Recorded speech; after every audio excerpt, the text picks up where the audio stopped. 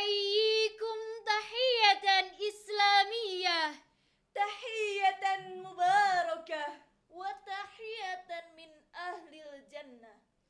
السلام عليكم ورحمة الله وبركاته.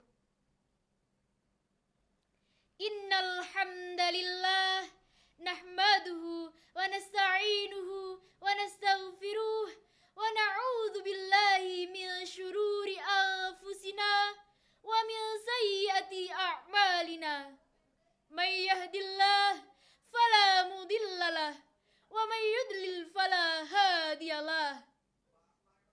أشهد أن لا إله إلا الله لا شريك له وأشهد أن محمدا رسول الله لا نبي بعده وعلى آله وأصحابه ومن والاه. Amma ba'du.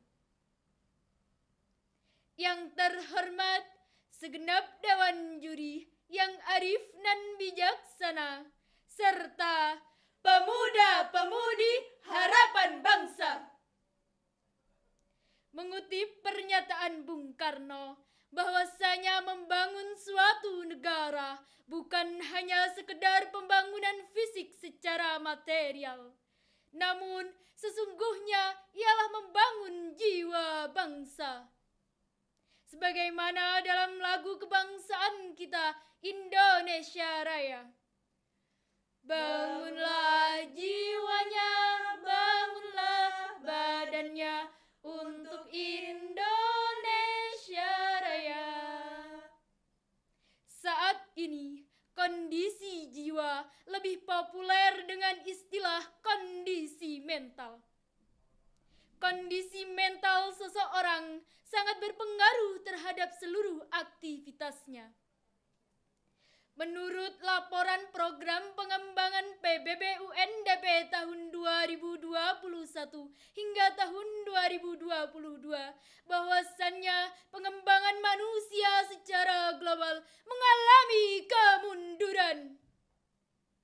Menurut Indonesia National Adolescent Mental Health Survey pada tahun 2022, terdapat 15,5 juta atau sekitar 34,9% remaja mengalami masalah mental. Dan terdapat 2,45 juta atau setara dengan 5,5% remaja mengalami gangguan mental. Mengapa hal tersebut dapat terjadi, rekan-rekan sekalian? Jika kita melihat ke belakang, saat ini ialah masa transisi kebangkitan baru menuju kebangkitan baru setelah pandemi COVID-19. Buntut panjang dari pandemi berdampak luas hingga ke berbagai bidang kehidupan, termasuk ekonomi, Sosial, politik, bahkan berpengaruh terhadap kesehatan mental seseorang. Oleh karenanya, sebagai pemuda Islam di tengah kondisi yang seperti ini, kami di sini akan membawakan syarahan Al-Quran yang bertajuk Membangun Jiwa Qurani sebagai langkah revolusi mental pemuda Islam. Hadirin pemuda-pemudi harapan bangsa, revolusi ialah suatu upaya perubahan. Mengapa kita perlu revolusi mental? Revolusi mental ialah upaya memperbaiki diri di tengah kondisi sulit yang menimpa.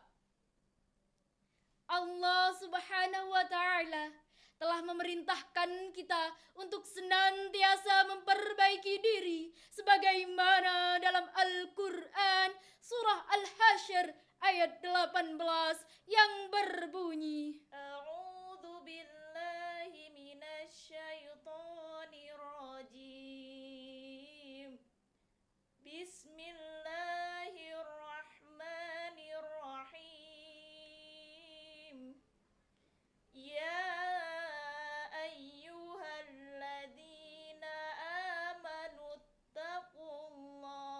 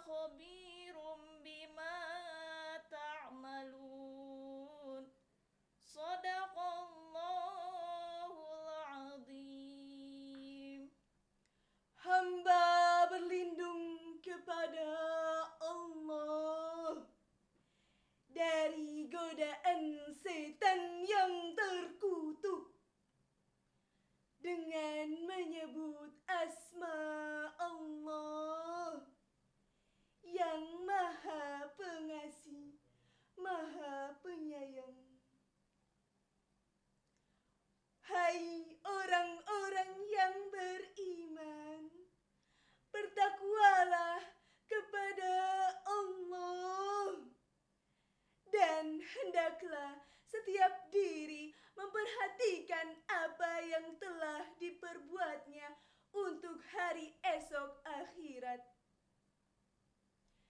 Dan bertakwalah kepada Allah. Sesungguhnya Allah Maha mengetahui apa yang kamu kerjakan. Maha benar Allah atas segala firman-Nya. Melihat dari sudut pandang lain, kondisi sulit yang menimpa seseorang rupa-rupanya dapat menjadi sarana menjadi pribadi yang lebih baik. Stoltz dalam bukunya yang berjudul Adversity Question, Turning Obstacles into Opportunities mengatakan bahwasannya tanpa kesulitan kita tidak akan pernah bisa menunjukkan kehebatan kita. Dari hal tersebut dapat kita ambil makna bahwasannya di balik hal-hal sulit terdapat hikmah kita untuk memperbaiki diri menjadi lebih baik. Namun rekan-rekan sekalian, jangan khawatir karena Allah telah mengatakan bahwasannya ujian tidak akan menimpa kepada kita selain sesuai kemampuan kita. Sebagaimana firman Allah dalam Al-Quran surah Al-Baqarah ayat 286. A'udzu billahi minasyaitonir rajim. La yukallifullahu nafsan illa wus'aha. Allah tidak akan pernah membebani hambanya melainkan sesuai kesanggupannya. Namun hadirin, pemuda-pemudi harapan bangsa, nyatanya saat ini masih banyak generasi yang belum sepenuhnya memahami makna ayat tersebut. Banyak generasi yang saat ini banyak mengeluh. Mereka tidak tahan dengan cekaman lingkungan sosial. Generasi inilah yang kemudian disebut-sebut sebagai generasi strawberry.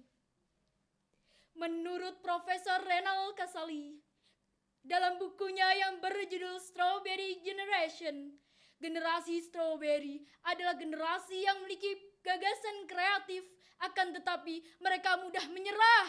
Mereka gampang sakit hati, sedikit kerja, sedikit-sedikit mengeluh.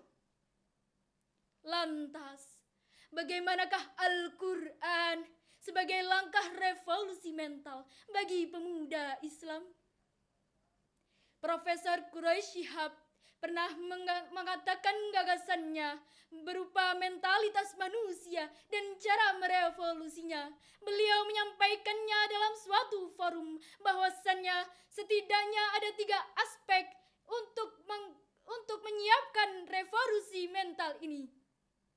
Yang pertama yakni nilai-nilai yang ada dianut dan dihayati oleh manusia. Iradat dan tekad dan kemauan keras untuk mewujudkan nilai-nilai yang dianut dan dihayati. Serta kemampuan. Kemampuan di sini bukan hanya kemampuan fisik, namun juga kemampuan non-fisik. Oleh karena itu, pemuda-pemudi harapan bangsa, dari syarahan di atas dapat disimpulkan bahwasannya Al-Quran dapat menjadi landasan revolusi mental bagi pemuda Islam, sehingga diharapkan terwujud jiwa-jiwa Qurani. Hai pemuda, Hai pemuda, karakterlah yang utama, tebar kebaikan dan senyuman untuk negeri kita, Indonesia. Aqulu qauli hadza astaghfirullah li wa lakum fastaghfiruh innahu huwal ghafurur rahim. Wallahu